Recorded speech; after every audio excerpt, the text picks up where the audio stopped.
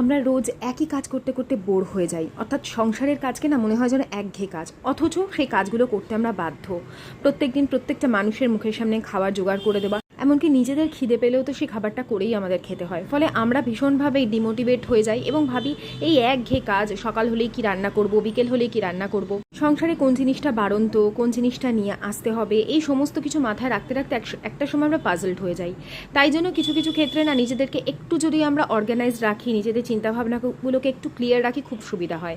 যেমন এখন ম্যাক্সিমাম বাড়িতেই বাচ্চাদের এক্সাম নিয়ে আমরা নাজেহাল হয়ে যাচ্ছি, তারপরেও সংসারের যাবতীয় কাজ করছি, সকাল থেকে রাত পর্যন্ত কাজ করবার পরেও যে জায়গাগুলো ক্লাটার্ড হয়ে থাকে সেগুলোকে আবার ডিক্লাটার্ড করতে গেলে একটু আধটু এক্সট্রা কাজ হয়ে যায়, যেগুলো আমি বিকেলের পর থেকে ধরি। এগুলো হচ্ছে এক্সট্রা কাজ।